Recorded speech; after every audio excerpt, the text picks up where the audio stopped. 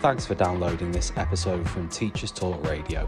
You can find the full schedule and listen back to all our shows at ttradio.org. Enjoy the podcast.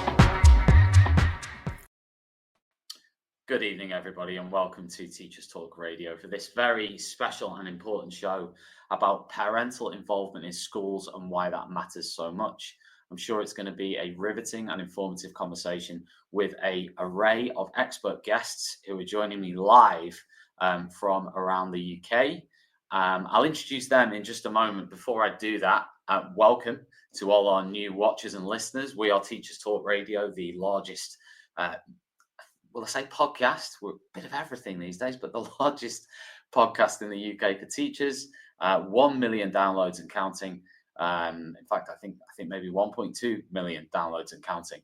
It is a pleasure to have you with us this evening. And as always, we wouldn't be Teachers Talk Radio, would we, without you getting involved in the conversation. So if you are watching this or listening to it live, please get involved. Tag us in whatever network you're on, LinkedIn, X, Threads, Facebook, wherever you happen to come across this, please do send us a comment, send us a question. We are live. We can have that conversation based on the comments that you submit.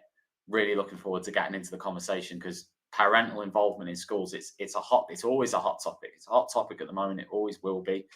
We're going to be talking about parent-teacher associations, obviously, and it's going to be, I'm sure, a fantastic conversation as we go along with it. The organisation who are with us tonight are Parent. If you haven't heard of them, I highly recommend, and I will recommend later on as well, checking them out. They're a national charity representing parent views and voice and championing parent participation in education and school life. They are a huge charity. We'll come on to that a little bit more later on. And hopefully you can get involved with them as well. And we'll be talking about how you can do that as we go through the show this evening. Let me bring our guests into the arena here. First of all, we've got Sean. Sean, how are you this evening? I'm very well. Thank you, Tom. How are you? I am not too bad. I have had a day of teaching today that has involved year 7, 8, and 10. And I will let you in a moment, Sean, guess which of those classes tired me out the most, to the point where I came in and lay on the sofa and stared at the ceiling for about an hour. I've got a guess. And anyway, it's great to have you here, Sean. And you are the head of parent participation at Parent. That's right, isn't it? That is right. That's my role. Excellent. Indeed. Yes. Brilliant.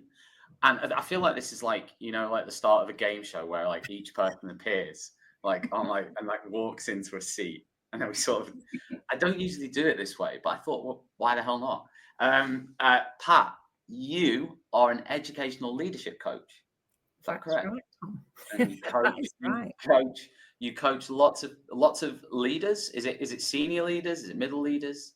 It's everybody, middle leaders upwards. So everyone from assistant head really through to regional directors in MAP systems and things like that. So all the way through. And there's a couple of schools where I also coach right through the system. So whether it's, ECT upwards.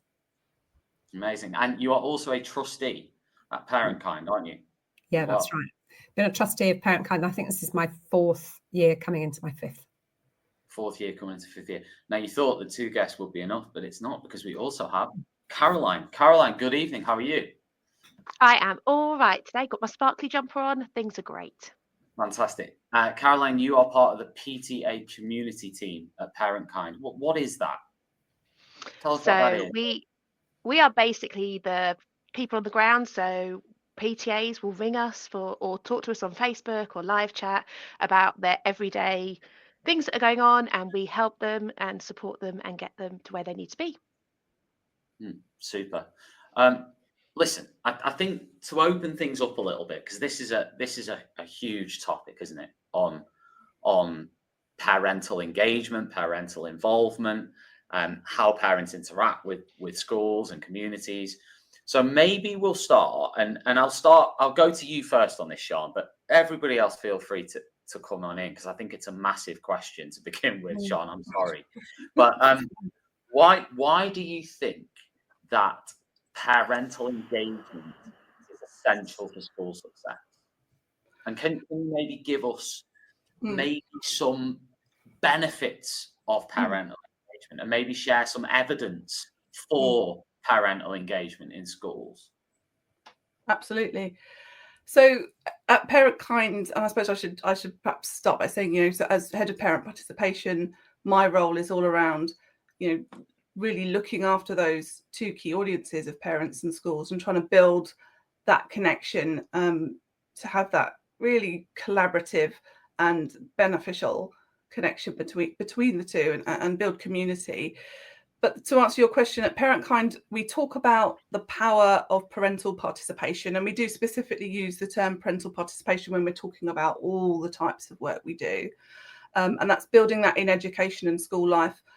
By that, we mean quite specifically the engagement and involvement of parents and anyone in a parenting role and a caring capacity. So that could be grandparents and any other people influencing that child's life. And we're really looking at the way in which these people actively support their child's learning, and that could be beyond the school gates or within them, and all the things that they might do to take part in school life. So that could be events, being part of the PTA, any kind of groups and activities, and just really being part of that wider school community. And parental engagement and involvement has received quite a lot of attention and interest across the education sector, as you said, Tom, over the number of years now. And I think that's really interesting and really key. And I think my personal opinion is the reason for that is that it has a real transformative power and potential. And effective engagement is really kind of strongly positioned as being able to be a lever to improve outcomes for young people. And, and everyone wants that, don't they? Everyone wants the same thing. And that's one thing that really kind of can easily connect us up. School leaders, teachers, parents, communities, everyone wants to see young people do well, and the next generation, have those good outcomes, opportunities, and really reach their potential. I think for me, the other element of why it's so essential at the moment is that schools are really experiencing a multitude of challenges. And parental engagement really does support those improvements on a range of measures. And that's kind of starting to be quite well studied and evidenced. So it is about, not just improving attainment and outcomes, but also building that trust, improving things like behaviour and attendance, raising aspirations, and sort of developing that whole school ethos so that we can kind of create a sense of belonging. And you were asking more so around the benefits, and I think we've touched on a few there, but there really are so many benefits. And we've really looked at within ParentKind at developing a model, our blueprint for parent-friendly schools, around being able to kind of harness all of those potential benefits and overcoming the challenges as well. But yeah, when done well, you are creating that culture, you're developing connection, you're building up trust.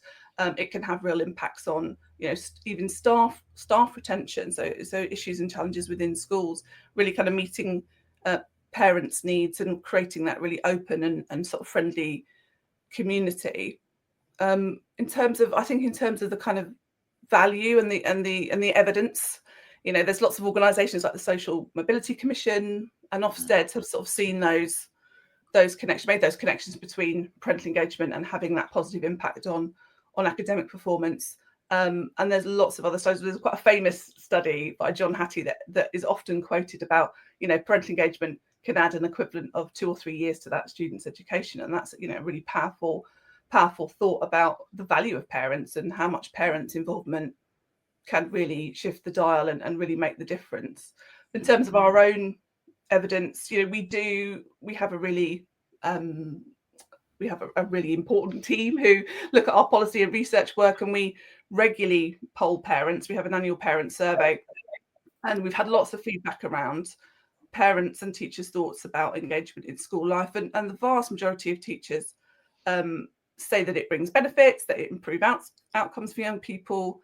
And for parents, they 90% say they want to be more involved than they are in school life. Lots want to play an active role.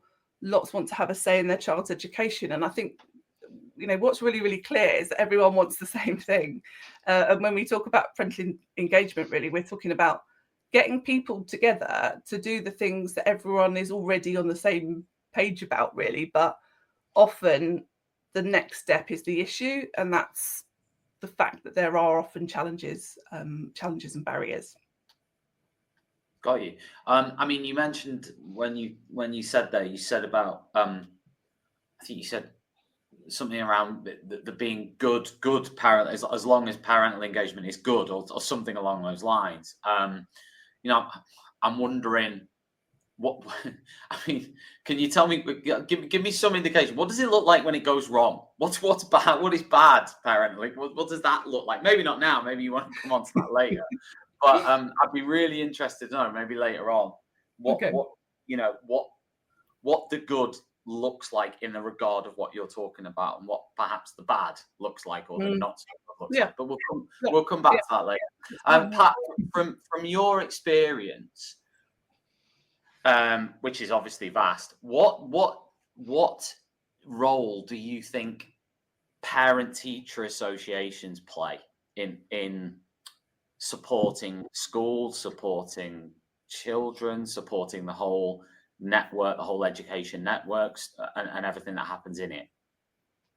Yeah, thanks, Tom.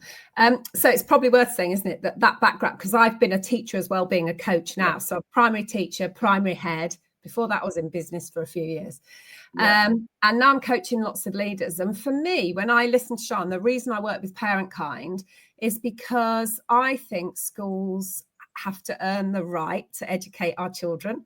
And when you look at history, humans have always handed over their young to learn how to thrive in life, whether it's back into Aboriginal culture and learning from the cave drawings, from the elders, whether it's being apprenticed into a trade. And it just so happens that at this particular point in time, we've chosen schools to be the way that we think works for the best. And I'm an educator and a parent. And I think the reason PTAs are so important is because it's the particular moment when the community comes together with the parents in their adult role contributing to that education for the child, rather than being in the parent-teacher role. So they're there as adult selves as well as in their parent selves. And for me, that's really important, because really what I really love schools when they reflect the kind of society we want to live in. And that means we have to let parents in as part of it, as well as the teachers and the children. No, that powerful sort of opening gambit there. I was very interested in that. Again, we'll come back to that later. Caroline, what do you see as the main differences between the ideal vision of a PTA and the day-to-day realities of actually sustaining one? So in an ideal world, you would have a PTA which has got both staff members and parents on it, working harmoniously for the good of the school, good of the community, raising funds, much needed funds for the school, as well as bringing parents into school. The reality is that for anybody, for parents, for staff, for everybody. So in creating time is probably the hardest part of that. We've got to find time to put on the events, as well as all the other things they do, and as well as the parents in their busy schedules of running children to after school clubs and extracurricular and homework and everything else, to finding time to volunteer on top of that. So those are time is the main struggle, but actually it can be overcome with planning and good communication and meetings and doing things in perhaps a non-traditional way. Lots of our PTAs are moving towards virtual meetings rather than in-school meetings, which means that those little pockets of time that people have can be utilised in the best way. Got you. Yeah, absolutely. I mean, do you think that PTAs are more or less active or common as they were. I mean, I remember in the 90s, I mean, it's always been huge, but I mean, in the 90s, it was huge. Would you say that sort of parental engagement as I mean, I would say personally, just anecdotally, parental engagement has gone up, but I'm wondering from your perspective when it comes to like PTAs in particular, where you think that sits. I think that there are a lot of PTAs. I mean, we have almost 13,000 PTAs in membership with us, so there's a lot of them out there. But I also think that PTAs are smaller than they used to be. So there's maybe more of them, but there's less people doing it. So on average now, you'd probably have 3 to 5 people on a committee, and they're the ones putting on a wholesome affair rather than a committee of 10, 12 people that you would have had in the past. Got you. Okay. Do you think that, again, this is just a general question, anyone feel free to jump in on it, but with just sticking on what PTAs are a little bit, the functionality of them, do you think that the contact the PTA has with a school, do you think that's generally gone up, or would you say it's just stayed exactly as it was, or has it lessened? When I say contact with a school, I mean maybe contact with the head teacher or contact with key sort of people in the school. Would you say that's changed in any way or evolved? I'm going to be really interested to see what our individual perspectives on that, because we all come from different places, don't we? So from my point of view, I think what Caroline just said, the pressure on working families now means that it's harder for people to contribute time during the school day often. So that idea of the meetings getting pushed outside of the school day perhaps makes it a bit harder sometimes for the staff or head teacher to be actively involved all the time in those meetings. But on the other hand, we've got email and social media and this kind of thing to compensate for that a bit. But I also think the role of leaders in schools has become immensely more complex and perhaps a little bit harder to engage into the community from that head teacher or principal role. I don't know what the other two think. Silence. I think they agree with you, Pat. I agree. I mean, I was really shocked in the recent Parent Kind survey. So I think is it around 15% of parents don't even know the name of the head teacher of their kids' school in secondary school. And I think that's quite a high. That's quite a high number. 15%. Yeah, I am one of those parents. So yeah. So my child has recently. Oh, actually, he's in year 8 now. But we've had 2 heads since he's been at secondary school, and I would have to look up the name of his head teacher. I know she's a lady. I've met her, but I couldn't tell you what her name actually was. But her name is on every newsletter, so I probably should know, but it's just not ingrained in the same way that it is in primary school.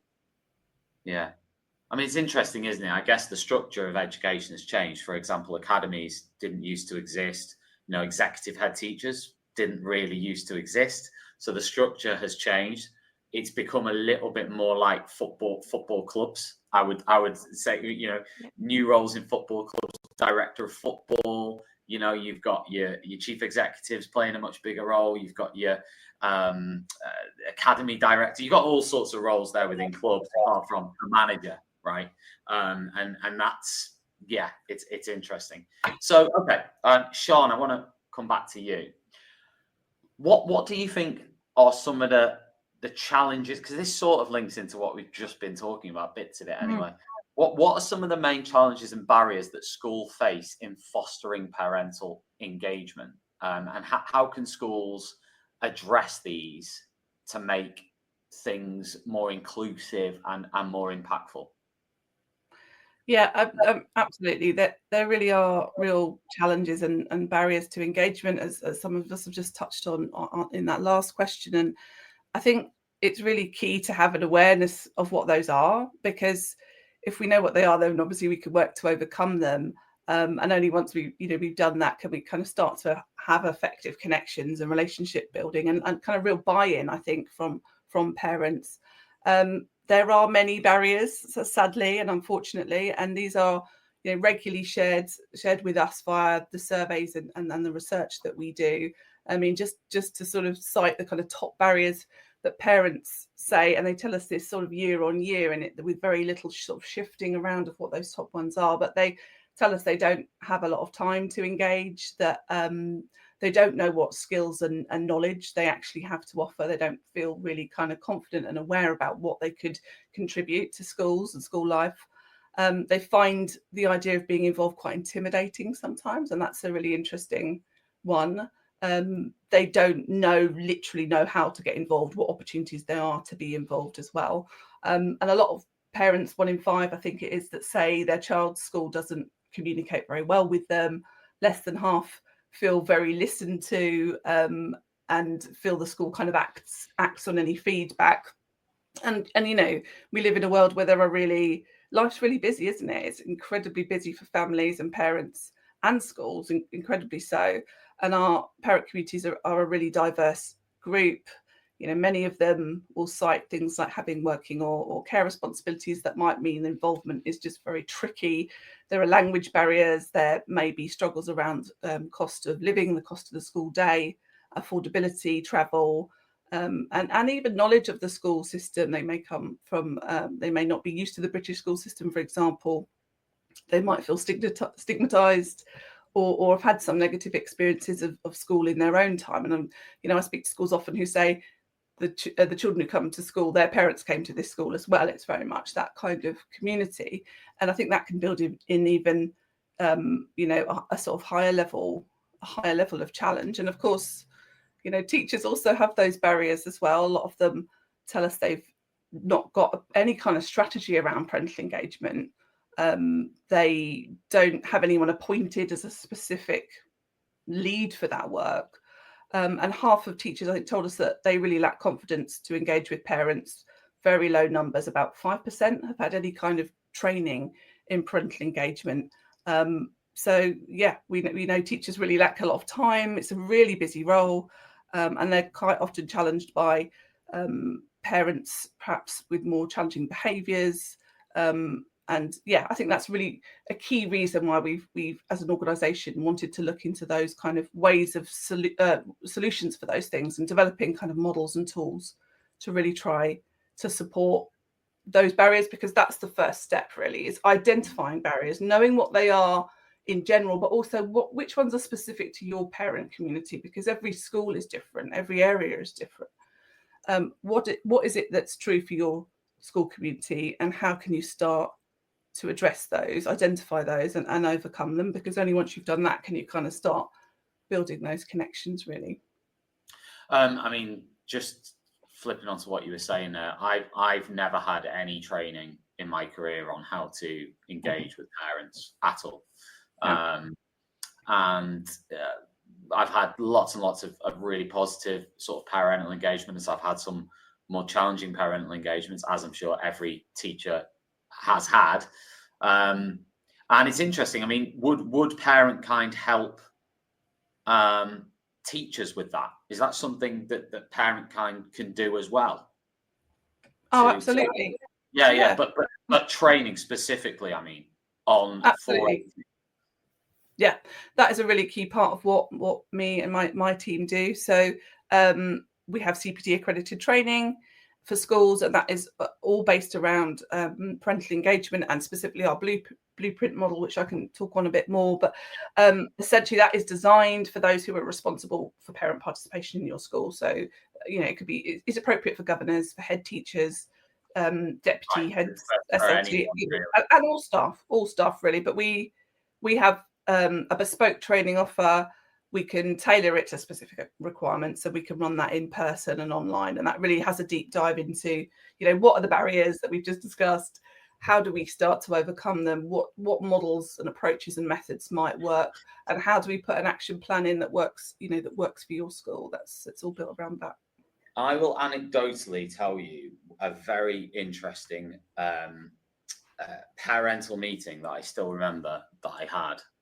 And it was about 7 years ago, with a mum who came into school to speak to me. She requested specifically a meeting with me as form tutor, and she was basically saying, you know, I really want you to push my son.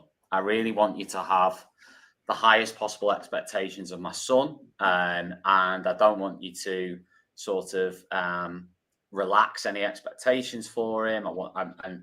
I noticed he got this in his last assessment, you know, and how can he get better? What does he need to do? I'll get other family members involved if you know, to support the process, etc. And I remember the meeting was maybe half an hour, and it was you know, they'd obviously come from work for the meeting and everything else, and you know, that child now plays professional football at a very, very high level, and it really was a lesson to me in how important parental engagement is, because that particular parent was very, very concerned with that child's academic performance, and in fact, not just academic, school performance, let's say you know, how they were in school, their attitudes, their behaviours, their performance. And so it really was a huge sort of I mean, I already knew that, but it was just a good example of it, of where you really recognize the value of not just parental engagement, positive parental engagement, and how in that conversation I had an opportunity to sort of help the parent, I guess, and reinforce and give sort of reassurance, and maybe that then gave me an opportunity in the classroom as well to feed that into what I was doing. So it was it's really positive. The difficulty is, as you'll know, is the time thing. Pat, did you want to jump Well, in? no, I was going to build on what you were saying, actually, Tom, because I was thinking it's very interesting that a lot of teacher engagement with parents tends to be the more difficult conversations are the ones that you remember, aren't they? And so one of the reasons that I think that's an interesting conversation, because if you think about how much you have to learn it on the job, that interacting with parents, that's why the training's brilliant, that Parent Kind offer. I'll give that another plug. But we take it for granted that we're going to be able to do it, whereas we get trained as teachers in all the other aspects of the job, and then that bit you're just kind of left to learn on the hoof. And sometimes you can damage a relationship with a parent and takes years, or sometimes never gets built back. You know, they'll never talk to that teacher again if it goes wrong. Which sometimes isn't the teacher's fault at all. Because it's not the teacher's fault, but maybe if the so that's why PTAs matter, because PTAs are one of the examples where you can build the positive interactions. And the more, you know, when you go on school trips, you get to know the kids in a different way to how you get to know them in the classroom. And for me, the PTA is the equivalent of that. You're not in the parent-teacher meeting. You're not calling them in because they haven't done the homework. You're talking to them about wider stuff around school, and you can get to know the parents in a broader way, and you can build that trust. And that means if you do have to have a difficult conversation, you've got something to build on. You know, you've got something to draw on when you have it. Hey, listen, I'm going to reel off some comments we've had, because a few people have already been commenting. So the English teacher on X says, have parental expectations of schools notably gone up? Interesting. It's a question. I'll read them all out and then you can comment as you will. Martin says, what about bringing grandparents into PTAs? I'm assuming they've retired and they're not tied up with work. Carly says, what was that? Oh yeah, the irony. I was going to write a post about parental engagement after coming back from a PTA meeting. Well, welcome, Carly. We're saving you a job, and you can just watch this and share it with all your colleagues. Okay. So, anybody any comments on those, including that one from the English teacher, the first one, which was about expectations from parents going up? I think there is an element of that, and I wonder whether part of the picture, it's not the whole story, but is COVID, in terms of, you know, the dynamic shifted. Parents sort of were at home and doing stepping in and doing some of that learning delivery, and I think that it created this kind of dynamic between, although schools and parents were further apart in theory, they had to communicate more, and I think that opened the door to a lot more kind of questioning and a lot more insight that parents had into what goes on in school life, whereas before perhaps they didn't always have to engage with it. There could have been a little bit of a culture of, well, I take them to school and I hand them over and they're yours for those 6 hours a day and then I get them back again. And obviously that's the kind of culture we want to shift away from anyway, that everybody feels like actually we're all joined up in this and we value your input and vice versa, and that it isn't sort of siloed and separate. But I wonder whether COVID actually has created a bit more of a sense of higher expectations, parents being more aware and asking more questions and wanting more from the school. I mean, certainly in my sort of travels, in conferences and training and speaking to schools a lot, I know there are a lot more parental questions, there are a lot more parental issues to deal with, there are a lot more kind of complaints to process. There's a lot more kind of commentary, long emails, social media posts. There's a lot more that would not have been in that space between parents and schools, perhaps if you went back 10, 15 years. And so, yeah, I do think there are high expectations. There's a lot to respond to. Parents are a big kind of, I would say, section of workload for schools, but we need to make that a kind of positive thing, and we need to make that quite a cohesive thing between the two. I'd say as well that parents have more access to teachers now. I know when my son started school, he started school and he went to school, and since then we've had things like Dojo and Parent Mail come in. Are these good things though? Is Dojo are these good things? By the way, I'm sure that's not to say that we should, but okay. Listen, let's paint the sort of old picture, if you like, from the 1980s when my parents were both teachers, right? I mean, the only time actually, do you know what, right? The first school I went to the first. One of the schools I taught in early in my career, I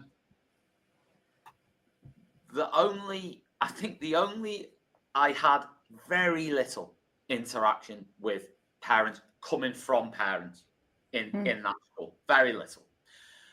Most of the parents were very, very supportive. Very, very supportive. Absolutely fine. And funnily enough, again, I'm going to keep coming in with these stories if that's all right, because I've got some good ones. I've got some really good ones. And I can laugh about this one now, but at the time I wasn't laughing about it at the time. I was literally like, oh no. So I in this school, I was teaching in a porter cabin. God bless me. I was teaching in a porter You were lucky, Tom. For a long time I was.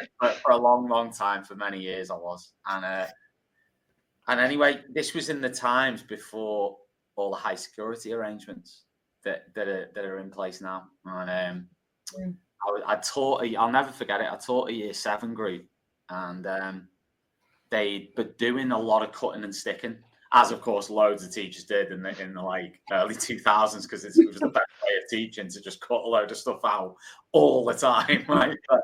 But anyway, I've done all this, and there was paper on. There was just like the roof was. By the end of the lesson, I was like, holy moly! Like, bear in mind, my classroom was like in the Arctic, like compound of the school that no one ever went to. So probably I was going to have to do something about it. So I was like, right, okay. And at the end of the lesson, I'd said, I can't remember what I'd said, but I'd said, like, can everybody pick something up? Right? Anyway, it was the lunchtime, right? It was my lunchtime, sat having my lunch. A parent had walked right in to the porter cabin. They walked straight into the classroom, and they were quite angry. And he said to me, he said, why did you ask my daughters to pick up stuff off the floor when they'd not dropped anything? So it was sort of I hadn't done that. I'd said everyone do it. I hadn't said, it wasn't like one. I would never give out like a whole class detention, for example. I don't think I've ever done that in my career. But I had asked everyone to pick stuff up. So, but the reason I'm giving you that story is, by the way, dealing with it, I sort of de-escalated it, and then eventually it was all right, and he left, and it was fine, and whatever. But what it did say to me is how difficult, how unprepared I was for that. I still remember it now, and how unprepared I was for that. And it could have gone the other way. It could have been bad if I hadn't known how to de-escalate that and how to manage it, because he was quite angry. you know. And now obviously it is more controlled. Like he wouldn't be able to just walk into my classroom and talk to me, right? But you know, but still, you've got a lot of parents who are in positions where they are, you know, teachers who were sort of thinking, well, if there was one famous viral video clip where one had walked out of school and then they'd had that sort of confrontation, you know. So I do think what you're saying there is important in terms of the barriers to engagement, but also the barriers both ways in terms of how do we deal with it. I think this training is fantastic, and I think you know, things like that are just so helpful. The things that Parent can do, you know, anything that can help those sorts of situations. Yeah, I think, and it's not just parental engagement, is it? Because I think it is about, you know, training on how to handle complaints and how to manage conflict. I mean, I was speaking to an assistant head teacher at some training a few weeks ago, and she was talking about how, because she was obviously more senior, more experienced, whenever there was a complaint or anything like you've described, where there's actually, you know, perhaps something to de-escalate, that she always has to step in, because if those come to some younger teachers in the staff, they don't feel confident. And that's partly about training. I suppose it's also partly about experience, and it comes back to that confidence that that teachers feel in dealing with parents. And if you are a younger person, or perhaps you know, you don't have children of your own, or you haven't been around parents as much, I think there's something about having a standard of training in all those aspects to give, you know, every teacher the best chance of being able to respond and cope in those types of situations. I think there's a really interesting thing around that expectations question, given that your anecdotes from the 1990s. And I think maybe perhaps as teachers, we assume it's getting worse, whereas maybe it's actually always had an edge of, like, you know, inevitably there's going to be a sort of crossing of the waters, isn't there, between the professional role of the teacher and the role of the parent as the advocate for the child. And I would say, based on the coaching with leaders that I'm doing, people feel there is a shift in terms of expectations about the parental role in that. So I would say there's more likely to be parents who come in and back the child in the conversation than automatically assume the teacher's in the right. I don't know, you know, what you feel about that.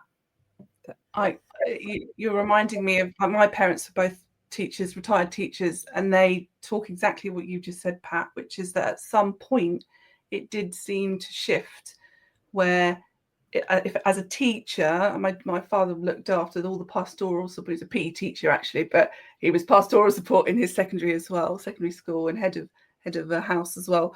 But when there was a point where if parents came in, they were backing the teacher, and then it seemed to shift the other way. You know, what are you saying about my child? You know, and I don't know what that means really. In many ways, is it a bigger cultural shift, and have we sort of changed? Has it changed? I don't know. I mean, I do think at the start of my career, and certainly prior to that, obviously I mentioned my whole family come from a family of teachers, but I do think there was sort of that thing of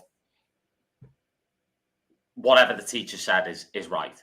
No, if the teacher told you to do something, you're going to do it. That sort of attitude. If the teacher said that, then that's what you're going to do. And if this now, there would, of course, there's always a balance to be had. Of course there is, you know, and perhaps in the past, sometimes, you know, you think about some of the practices in schools in the 1960s and 70s, you know, the corporal punishment and all this other stuff that was going on, then obviously there has to be a balance. But now, you know, you look at it and you sort of go, you know, we've moved to a place maybe where that sort of attitude doesn't, I'm not saying it doesn't exist, but it certainly doesn't exist as much as it did.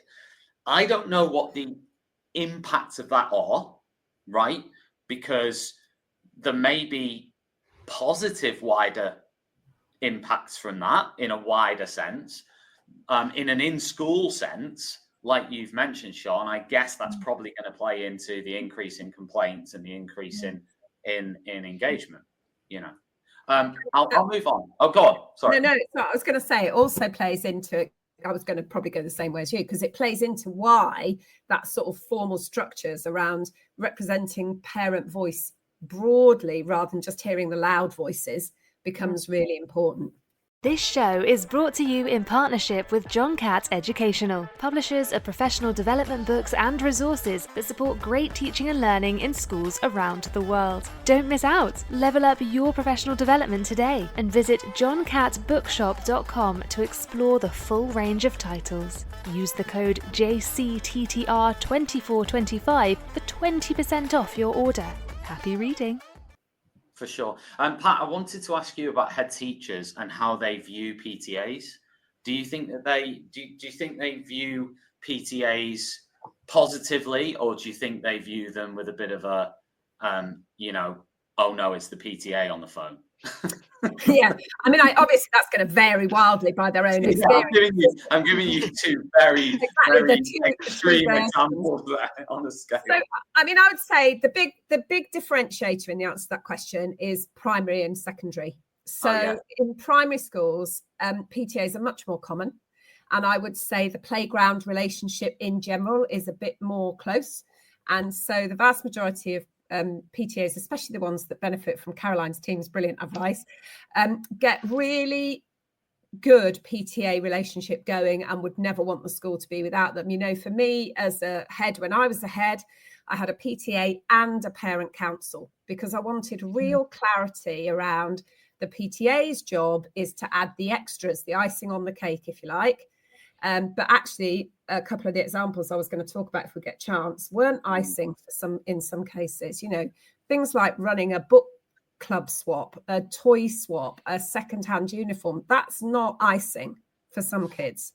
That's really vital. And the PTA can do a lot of that stuff as well. But I wanted real clarity between the PTA role and the parent voice role, which was influencing, not directing or voting on, but influencing school development, school direction. And I found that really valuable personally. And I know lots and lots of schools that absolutely love having their PTAs. But I'm really interested in the fact that in secondary, it tends to drift away a bit. And I know some really good examples of very positive PTAs in secondaries that are running, you know, brilliant quizzes and things like that.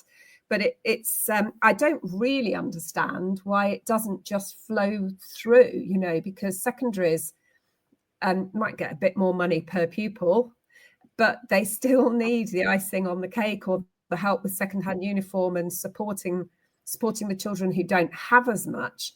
And so the role of PTA in that's really important because it's like an outreach of the community, isn't it? Brings people through the gate. Sure. And Caroline, you know, in what ways do you think that PTAs can foster community and inclusivity in a school? So the PTA, I think, is in a really unique position because they're creating events that community wants and needs. So every school we speak to, they're slightly different. They have different needs, they different wants. Some PTAs run events that make very little profit, and that's about getting parents through the door. They might have a big multicultural school, and actually what they're doing is holding events where different cultures, different communities can come together to make that school feel more cohesive. Then you've got other schools where you've got maybe a high proportion of children who are going to after school club and breakfast club and their parents aren't on the playground, so they're running events that are predominantly in the evening, and they school and see each other where they wouldn't normally see each other because they're dashing in and out of after school club.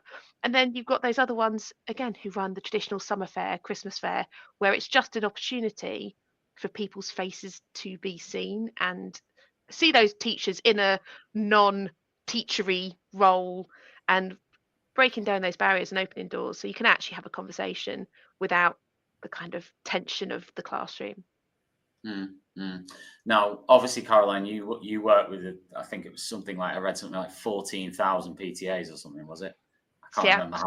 Close to that. I think we're just around the 13,000 mark. So yeah, but they're the ones just in membership. We have ones who are not in membership that we work with as well. So yeah, okay, right. So just thinking of the ones who are in membership with Parent Kind, I guess at this point, what do you, when confronted with, I mean, this is just a question now about, I guess, what parent kind does more than anything, but like all the stuff we've discussed so far, when it comes to the PTAs, what sort of thing do you actually do? What is it you're doing, Caroline, in your day job with that? Is it literally anything and everything, or is it more specific to literally? So I give you my example for today. So I've had probably 3 conflict calls where there's been some sort of problem in the school. I've also had somebody who was about to have their first ever AGM, and she just wanted to read through her report with me and check that she hadn't missed anything. So there was a bit of a pep talk going on. Then we've had people who've just wanted to say, oh, I'm doing this event, can I just check that like the insurance that we have covers this, can we do that? Then we have people who ring and say, oh, I just need to update my phone number, can I do that? So literally there is absolutely everything. But we also have calls from head teachers and teachers who say, I've got my PTA, they've got a bit rogue, help me get them back on track. And so we support the schools as well as supporting the PTAs. We do everything and anything. Got you. Well, yeah, that's really. I say, and we're also really, really lucky. We've just started, so our team's just branched out, and now we actually have people who are regional. So we have community engagement executives who are actually going into schools, whereas we predominantly talk on the phone. Now we have engagement officers who are actually going into schools, helping them start up PTAs, getting that kind of engagement up and running face to face in real life. Smashing. Okay. Well, I want to sort of move on a little bit here, bit of a change of course, into sort of best practices and community building and how schools can sort of best work with parents and groups of parents. And I was speaking to a school leader a few weeks ago, and she was saying that there is a group of parents who just, you know, she knows they really don't like her, and they don't like, you know, what she's doing and what she's trying to do. So I think this is something that let's be honest, a lot of leaders aren't going to talk about that because they can't talk about it openly. They can't say, I need some help here. There's a whole group of people who literally seem to just hate me, to be blunt. And it's like, I was wondering from that perspective, you know, if you were talking to that leader about what good parental engagement looks like, right? And, you know, what things, what methods, what tactics a leader could implement. I'll go to Sean on this first, but what would you sort of advise that head teacher or any head teacher in that situation, or just in a situation where they're thinking, I need to engage better and I need to, how can I do this? How can I turn it around? Yeah. I mean, yeah, what I would say is that, you know, obviously it's a really key challenge for schools. And the answer is that there does need to be a really sort of formalized approach, a real sort of strategy put around your relationship with parents. How am I going to engage them, and kind of start at square one? And it is a body of work to do, but it is also something that ultimately you should be reaping those benefits, the benefits of those things. And, you know, we look at best practice, and that best practice for us has been that sort of formation of a model that schools can adopt. And it isn't a kind of strict thing. It is something that can be tailored, and it can be, you know, adapted for schools for their own needs. But it does have some core themes, strands, and sort of ethos at the heart of it. And, you know, for us, that was built alongside a kind of evidence review. We looked at the research, and we, you know, had stakeholders feeded on that, and it was built over a number of years. But for us, those sort of key bits of practice would be, you know, for leaders to take effective action and to create kind of the good conditions for parental engagement, to have good two-way communication, to sort of build that support at home with parents and being involved, supporting learning at home, and also involved in school life, and then looking at the kind of community engagement piece as well. But for me, the absolute core starting point for leaders would be have a strategy, have an engagement strategy, have someone appointed as a lead for that work, including a governor lead, have staff training around engagement, things like having a code of conduct and establishing boundaries with parents is really important. because actually if everyone's on the same page and is signed up to understand the way in which we should go about things, the do's and the don'ts in terms of cohesion and kind of just, you know, courtesy, and being kind of professional and grown up about those things. We've talked about them. Pat was talking earlier about parent council and having really formalized consultation with parents. And perhaps if you've got a group of parents who, someone said this to me recently, that sometimes the most vocal parents just need a bit of a way to channel that, because they've obviously got a lot of energy and a lot of opinions. How can we use them to our benefit? So we take away the kind of conflict, but we actually give them some sort of voice and some sort of action around that. And I think it is formalized groups like parent councils, parent action groups. Maybe that would be perfect for someone who doesn't like what you're doing. Well, get a group together and brainstorm a different way of approaching that. But yeah, I would say that those are the real building blocks, is having true consultation of parents. Let them feed in. Don't just ask one or two people. You make sure that it's a whole community approach to consult, to ask, to get that feedback, and then to go back and say, you know, you said we did, this is what we did. You can't take on board every idea, but if people feel you've been listened to and their ideas have been considered, I think that's quite a de-escalating kind of approach sometimes, that actually hearing, feeding back, and giving people a voice and the opportunity to influence decision making. I mean, that's what good parental engagement really looks like.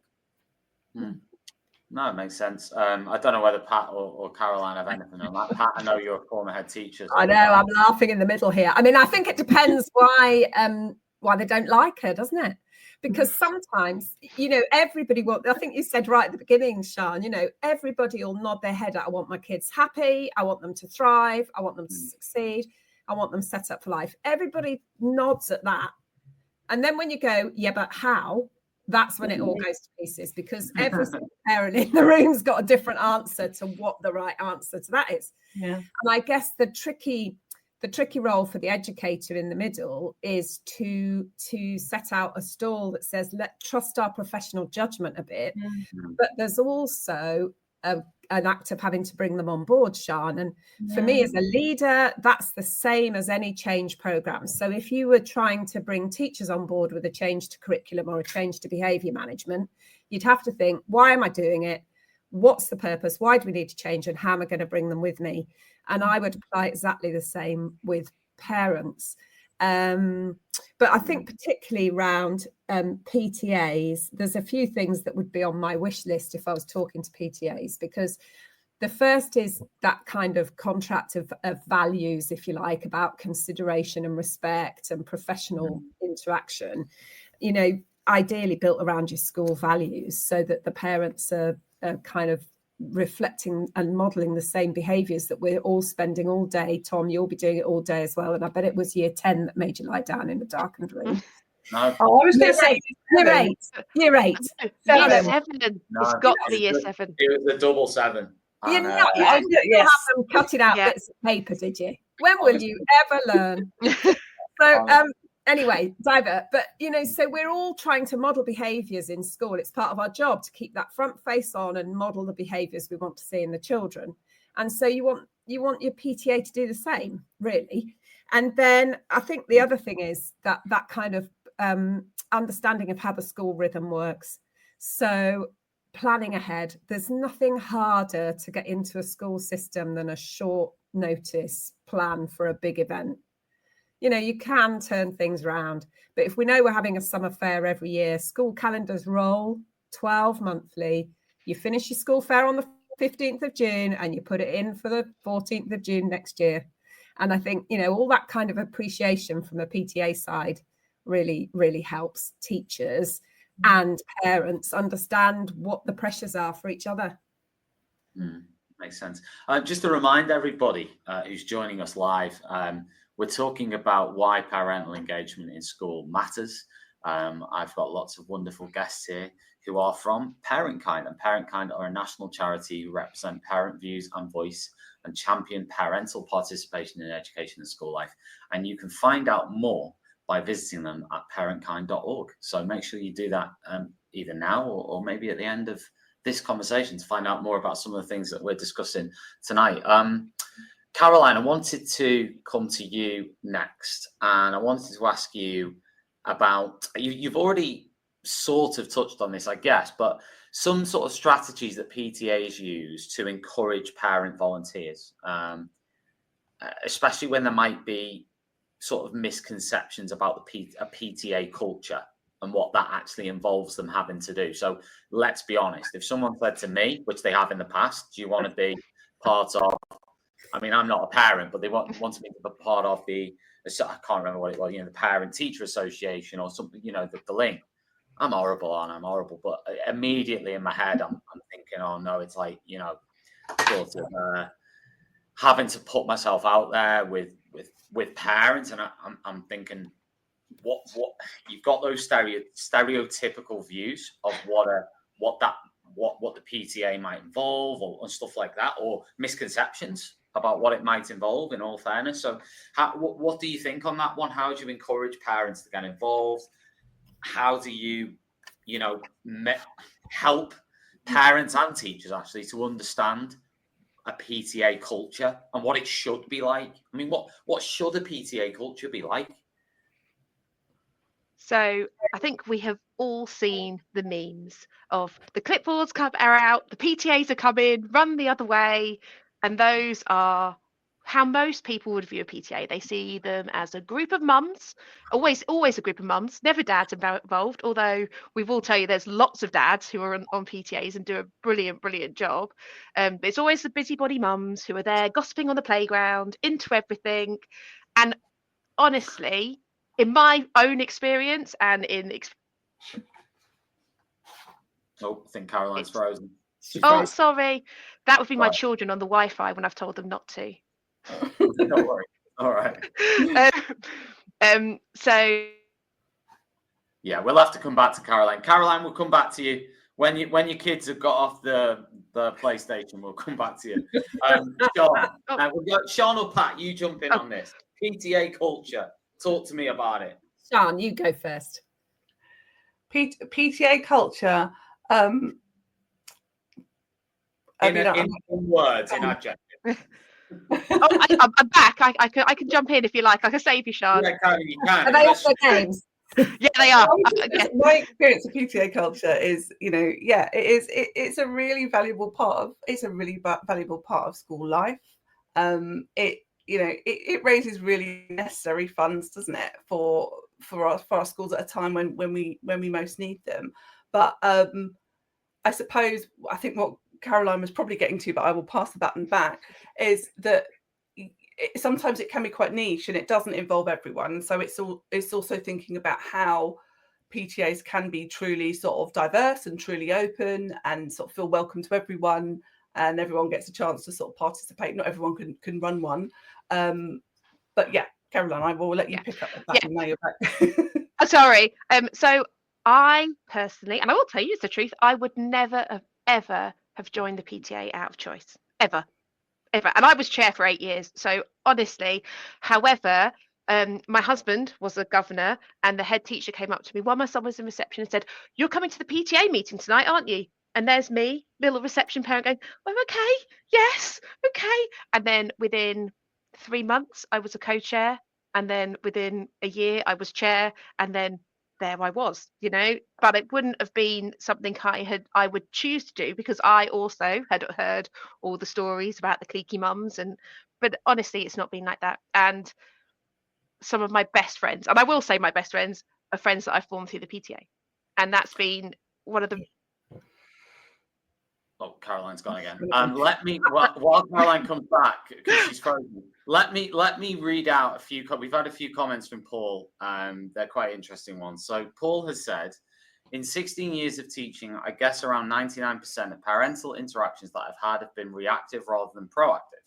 I'd love parents putting themselves out there for selection to help. He then says, I know there are barriers that parents face if they do want to help. He then moves on and says, my school doesn't have a PTA and parent governors are chosen on their lack of disruptiveness. Some schools find it hard to trust parents to keep to their PTA role and avoid causing more issues. Not my view, in brackets. Any thoughts on that from Paul? I'm not sure exactly what he's getting at there, but any thoughts? Well, I've got thoughts because it sounds like Paul's talking as a parent, is he, rather than as a teacher? I'm just trying to know. Don't know. No, might be talking as a teacher. But it's interesting because there's a lot of different things in there, aren't there? That reactive to proactive thing goes back to the training and taking responsibility as leaders. I love your story, Caroline, about being tapped on the shoulder. I can't remember the number of times I've done that, because that's how teachers try to get away from the kind of cliquey image that PTAs have, because a friend asks a friend asks a friend. And the only way you can get around that is to bring people in from the wider community. I think social media or, modern technology communication can really help with that, especially if it goes through school comms rather than side chat, which is not my most favourite thing. Does anyone want to take this one? How can we stop them becoming a clique? You guys pitch in. I've already said my piece. I think you have to widen it and limit how long people can be on it for. I think as well, it's about being point, actually. Yeah. It's about being approachable and being honest and being, not being that person who stands with the same 3 people on the playground every day. I made it a real point of saying hello to everybody, smiling to everybody, making sure that any event that we ran, everybody was welcome, everybody kind of spoke to. I made a point of learning people's names. All of that, I think, goes a really long way to prevent it from becoming cliquey. And there are cliquey PTAs out there, I'm not gonna lie, but actually some of those are because they can't get anybody else to join. It's not through a lack of wanting more people, it's through the lack of people wanting to join. So it goes both ways, I think. Time to say goodbye has also said, I'd love parents to get more involved at secondary school. There's more involvement at primary. Imagine all the expertise from parents that help benefit secondary schools. This is true. However, one of the reasons from my perspective that happens is simply because of the size of the schools. And when I was in primary, just because of the nature of the age of the children, the size of the school and the way the school, the number of staff as well in the school and the nature of the staff in the school, often secondary schools, they're geographically more spread out. A primary school, you can get round teachers, I think, much easier from a geographic perspective. It creates a much easier opportunity for there to be a sense of more of a community feel. You've also then got in secondary school, I think, more of a, again, this is being stereotypical and it totally depends on the size of the school, but that does become more of a business approach. And I don't mean money necessarily, but I mean like GCSEs, for example. There's more of a, we're starting to gear them towards taking GCSEs and A levels, and that then becomes, of course, you've got SATs, you've got all sorts of things that happen in primary school, of course, but I don't know, the vibe changes. I mean, I say that I'm saying that as a bad thing about secondary schools. I'm a secondary school teacher. However, I also think there are mitigating circumstances that mean that just happens. It's also the age of the kids. They become teenagers. And they do need the parents become the parents of teenagers. Yeah. So it's things are changing. But you can see, sorry, Sean, I've got fabulous examples of PTAs in secondary schools where they may be running, a couple of examples where they might be running brilliant quiz nights and it's a genuinely brilliant parent social night. And the reason that PTA is there is because there's an allocated member of the leadership team and there's an allocated governor. So one of the problems in secondary school is there's so many different touch points, different teachers, different form tutors and stuff. So you have to allocate people and then you have to be canny about what you do. And I've also seen brilliant secondary school art fairs where the kids' art has been sold to fundraise for the school and they turn it into an art gallery. Or they get thinking about doing PTA work with the children, the pupils by secondary school, rather than to them. So let them decide what the fundraising event is. We speak to a lot of PTAs. I was going to say lots of PTAs that do almost enterprise fairs in secondaries, and those work really well because that's the children making their own things to sell that raise money. So the onus isn't on the parents. Yeah, that pupil-led approach for secondary can really work, can't it? And I think it isn't just, obviously, as you've noted, really, it isn't just the PTAs at secondary. Although, you know, if we did have that continuation in the culture of PTAs, that would really help. But it's all the other things you said, isn't it? The school gate culture drops away for parents. They're so big. The children want the independence. There isn't one form tutor that perhaps knows your child inside out like they used to at primary, to have that touch point with sometimes. But I think there are so many opportunities at secondary to sort of create different types of involvement. You know, there's the transition that we need to kind of harness a bit better, so that you do actually try and maintain that momentum of involvement and that culture that where we used to doesn't necessarily have to drop away, but we have to think about how that works. And there are so many things happening at secondary, like careers. You know, have a careers carousel, bring all your parents in, get them to talk about what they do, and have the benefit as the person has so much expertise and skill, and we're just perhaps not creating those opportunities for parents to actually come in and share those. So I think, Sean, I think I know you mindset shift bit. Yeah, I know you've touched on this sort of earlier anyway, but in terms of resources or training on sort of PTAs, parental engagement, schools engaging with parents, are there any sort of specific resources that you know, or training courses or things that you would specifically recommend? Obviously, I know we are talking a lot about Parentkind here, of course. Yeah. And it may be something within Parentkind, but it can be anything. Is there anything, you know, are there a number of things you would sort of recommend as a starting point, let's say? I mean, I would have to recommend Parentkind first as a starting point, obviously, yes. I mean, I think that there's a lot more conversation around parental participation across the sector. There's lots of conferences, there's lots of webinars, there's lots of articles. I think it is sort of immersing yourself as a school in that work, really. Well, let's imagine I'm Mr. Rogers from School A who you know, is sort of approaching you at Parentkind and saying, listen, you know, I don't have a clue about what I'm doing here. I'm starting from a real blank slate. I'm guessing your first step would be, you know, a meeting with me or something to suggest particular courses or training or whatever. Yeah, absolutely. You know, get in contact with us at schools@parentkind.org, and you know, we'd be more than willing to have just a conversation to see what schools need. I mean, our model is downloadable for free. It's there. You could go there now on the website. You can download that, and the good starting point is to have a read through the context and the background of that. But we have been developing resources. We're working partnership with lots of other organisations. So there's a piece of co-guidance around parental engagement and governors that we did with the National Governance Association. So there's lots of sort of joined up resources on our site as well. But yeah, I would certainly say start with a conversation with us even if you're really early on in that journey.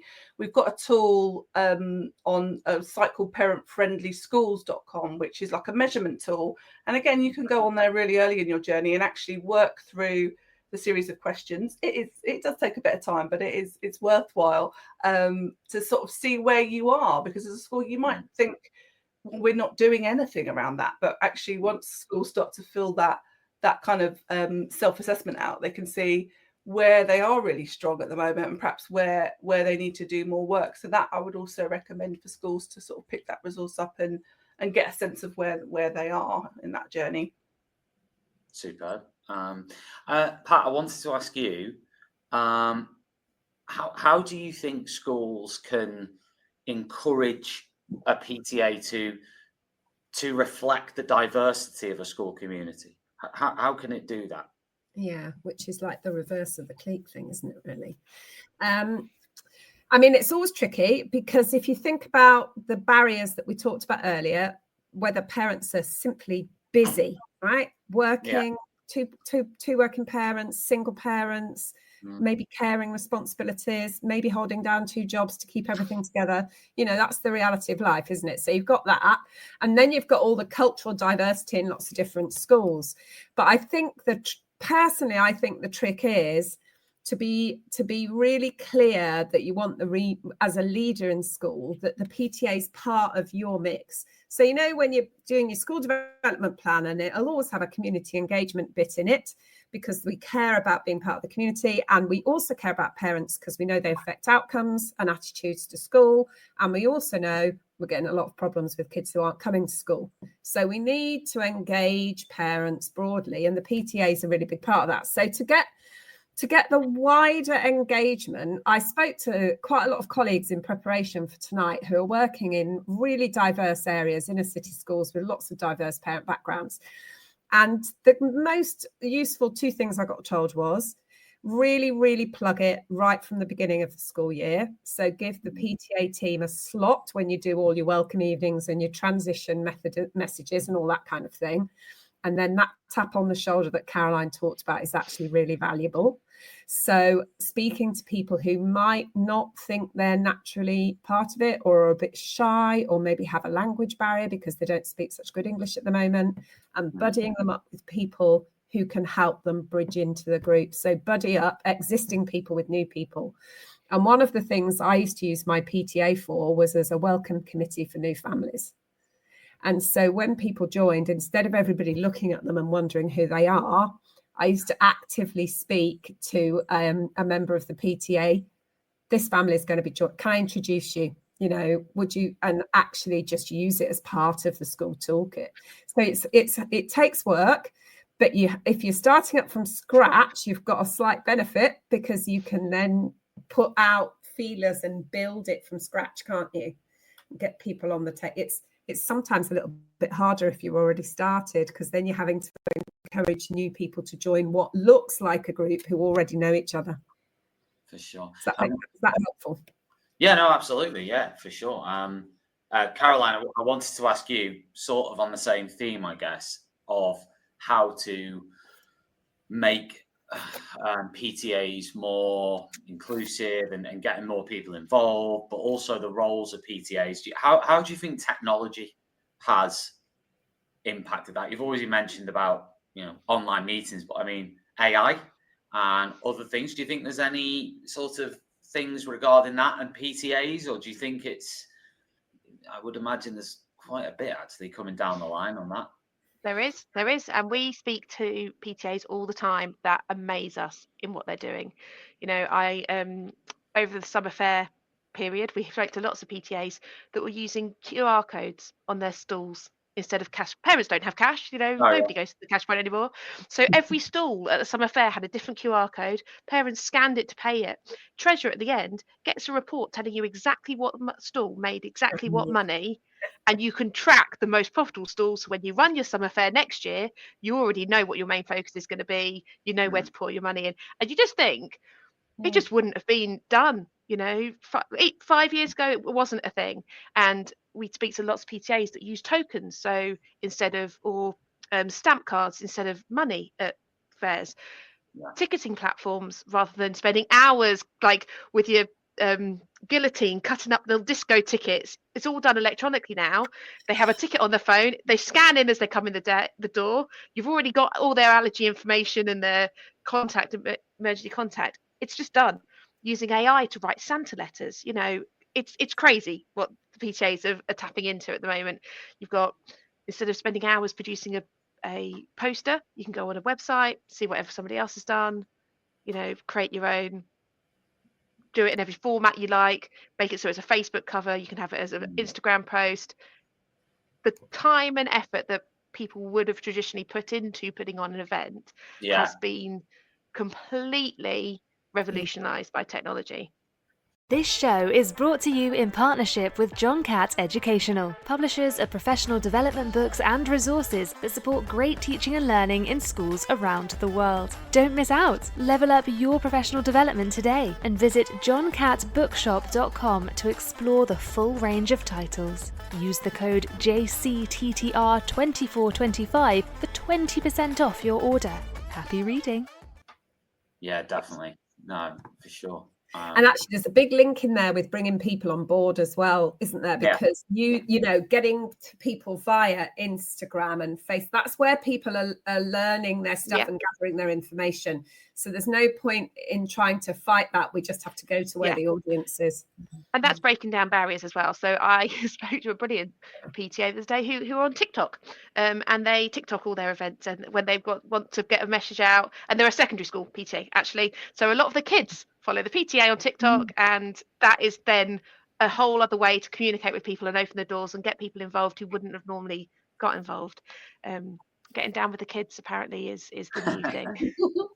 I've got some final questions for each of you, some final thoughts and reflections, and final things that I want to ask you. So, Sean, I'm going to start with your good self, and I'm going to ask you in this final bit, what are the greatest challenges that schools face that strong parental engagement can overcome? And I want you to think particularly about the most underrated challenge that parental engagement can help to overcome. In other words, what I'm trying to get at there is a problem that schools face that you think parents can have a bigger impact on managing than perhaps is the general sort of mood music on it. That's an interesting approach to that question. I mean, I think there are some headline challenges, aren't there?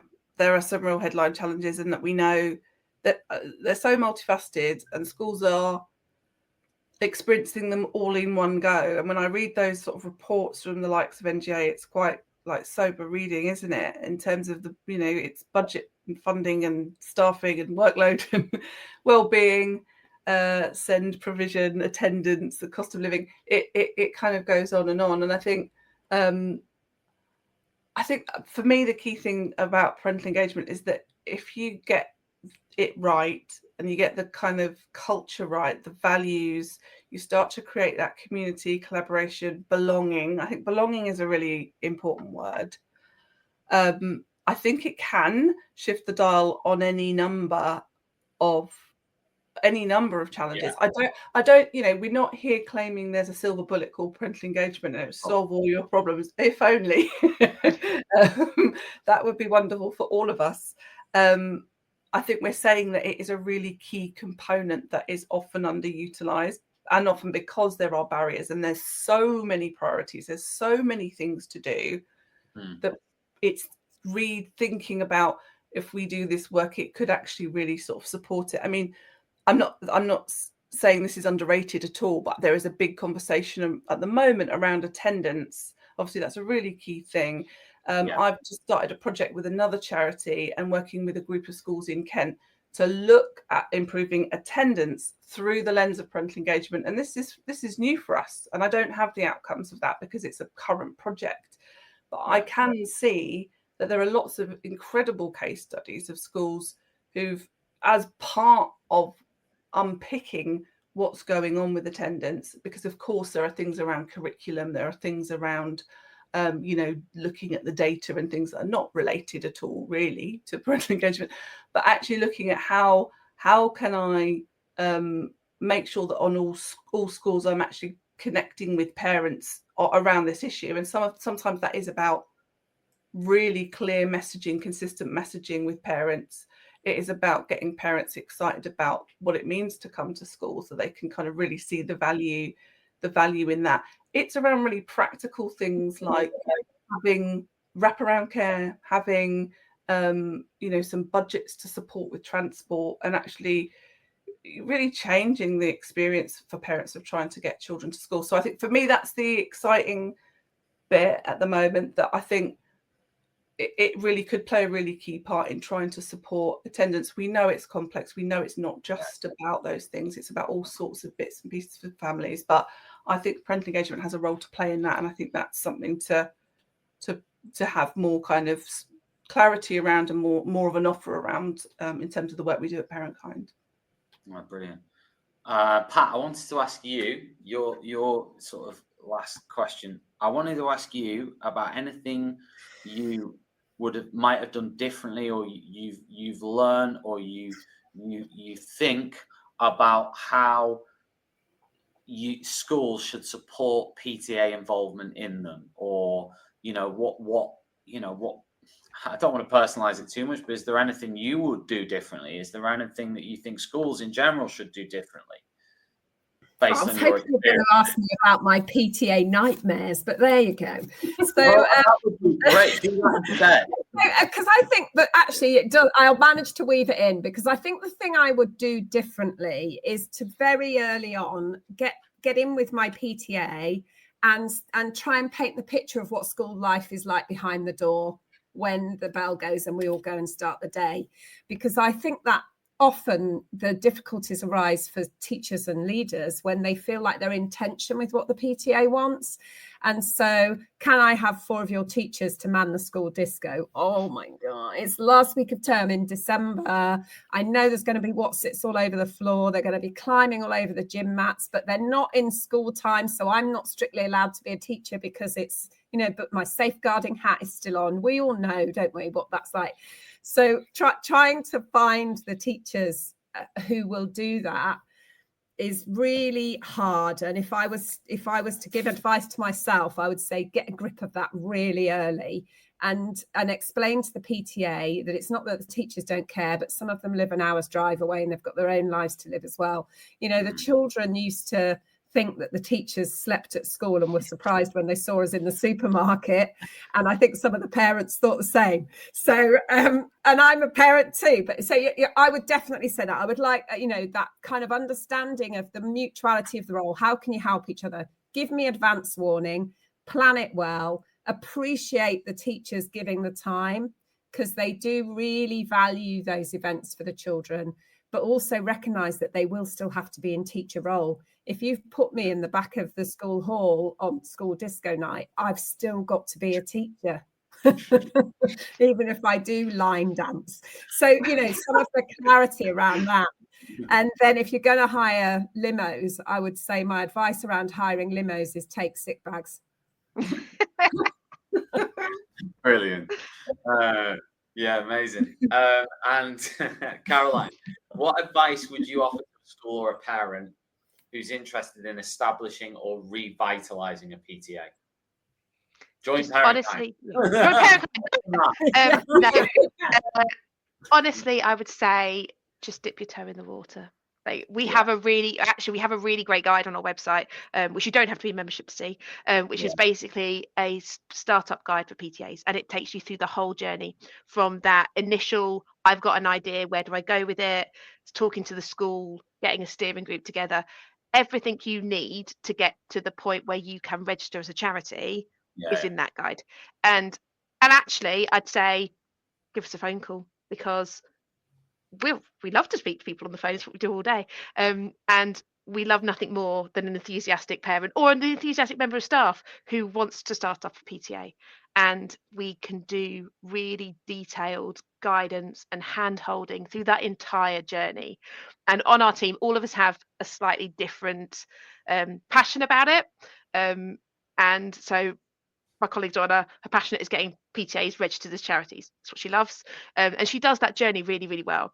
And so I like to start at the beginning. I like that person who's come up with an idea and how to get them from that idea to having a committee elected. And so we all do certain things. And I'd say, if you've got an inkling that you want a PTA or you need a PTA, or you've got a PTA, but actually they've run the same disco every term for the last 5 years and everybody's bored of it and attendance is dwindling, again, ring us, because we're full of brilliant ideas, because we speak to people who have amazing ideas that we completely snaffle all the time and share with other PTAs. Got you. I wondered, I'm going to open this up to all of you. Final question of the evening. Is there anything that we haven't said that you would like to say about why parental engagement in schools matters, or anything around this topic that we haven't covered that you would like to bring into it?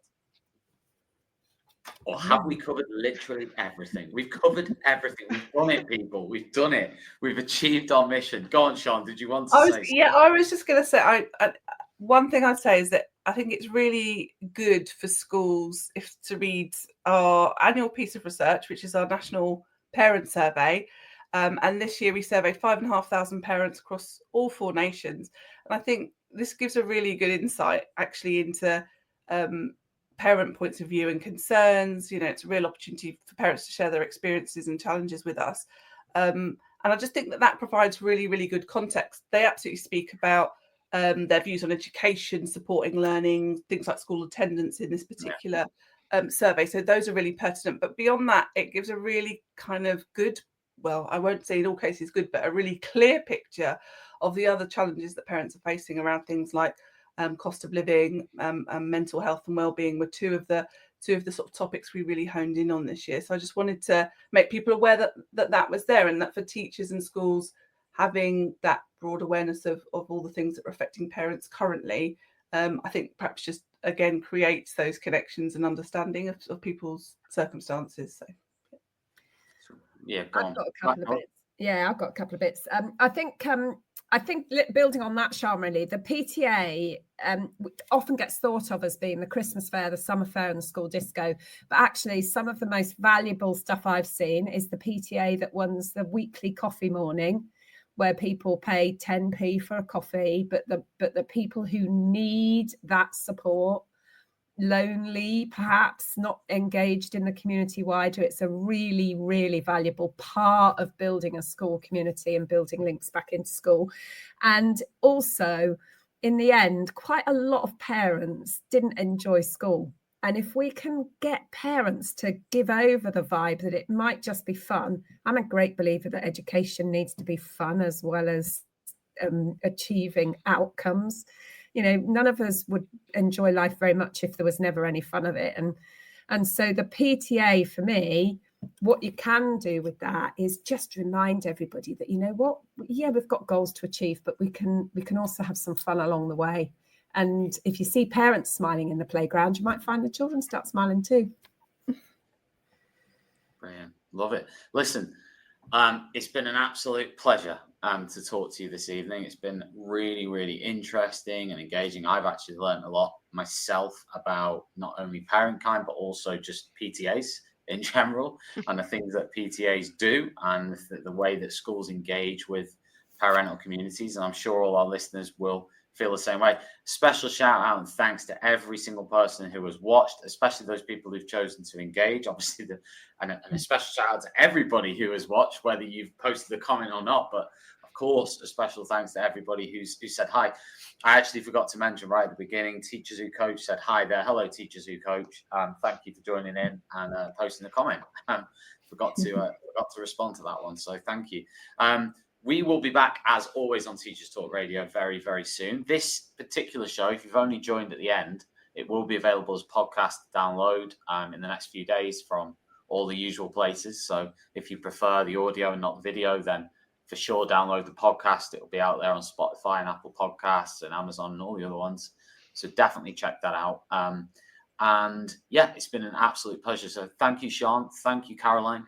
And thank you, Pat, for joining us. And check out Parent-Kind, everyone. It would be lovely if we all went to the Parent-Kind website and checked out the things that they have to offer. And as we've just mentioned, they have lots of things, even for non-members, that may be useful that you could access right now.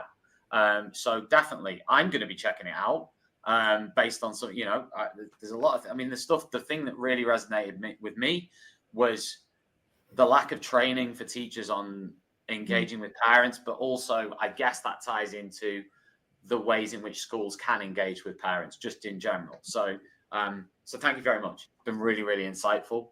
Good evening to everyone, and we'll see you soon. Wave. Thank you so much. Thank you. Bye. Outstanding and world-class vision and world-class this. I'm a real leadership geek, honestly. I've spent my whole career reading books and chatting to people. I just find the whole thing and the announcement, the way it's been announced, bizarre. If you could move away from a model where teachers are so intensely focused.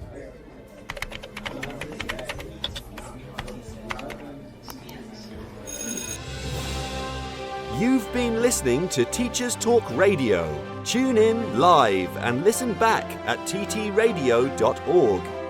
We look forward to hearing from you next time on Teachers Talk Radio.